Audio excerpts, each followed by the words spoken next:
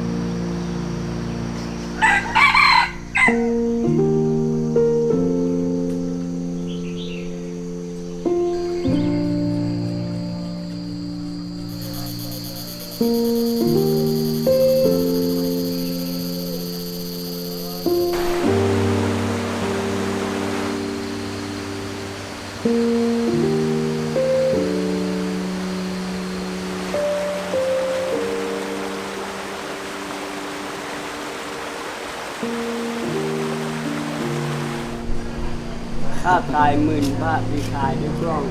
มีความคมชัด1,000,000 พิกเซลก็มิอาจเทียบได้กับภาพในความทรงจำในใจเพียง1 ครั้ง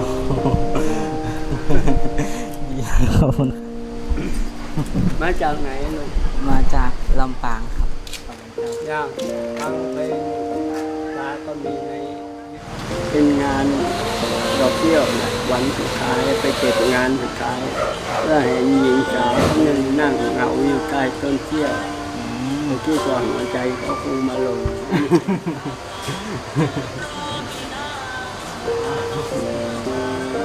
เห็นเธอ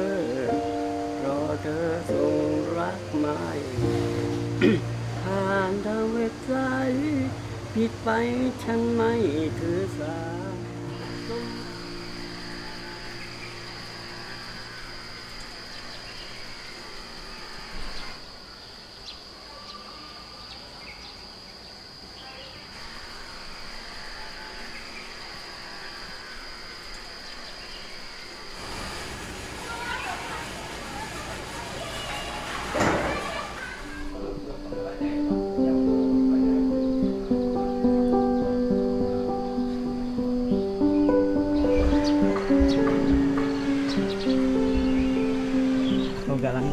หาต้นเมียง ใน ก็ บ้านแม่นี่ปลูกท่านต้นปลูกไว้เวลาฝนมาเอวอีเนี่ยมันจะได้หัน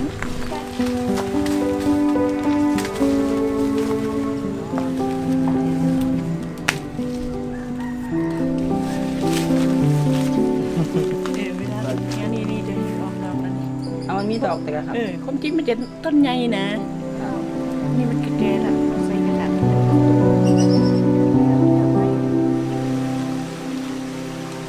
ลูกสาวมาแปลงให้ที่การที่เก็บวันไหนกับพี่ท่านจ้างต้นน่ะ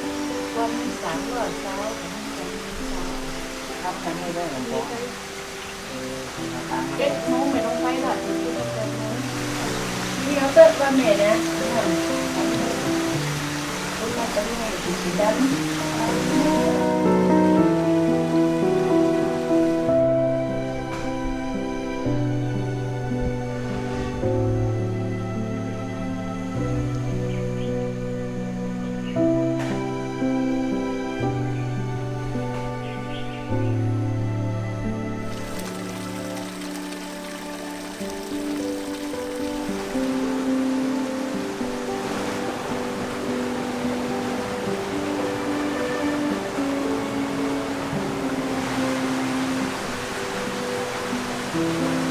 เอาลูกค้ามาให้ที่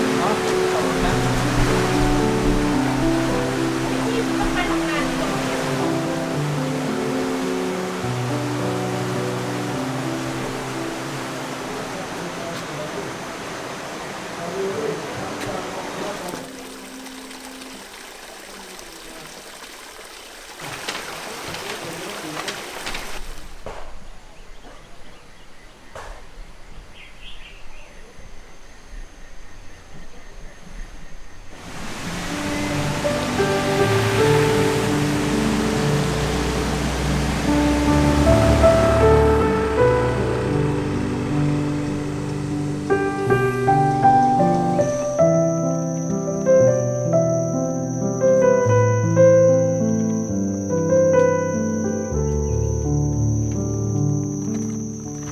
อันนี้ลงเขาหรือเปล่า อะไรนะครับ ลงป่าหรือเปล่าลงเขาหรือเปล่า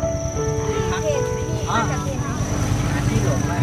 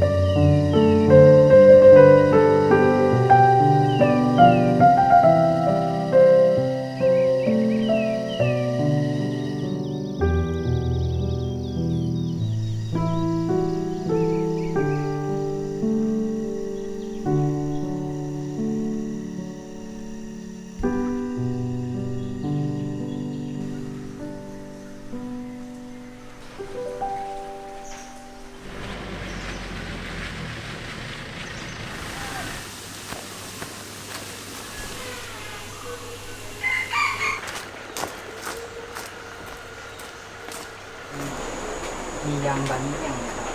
มีค่ะ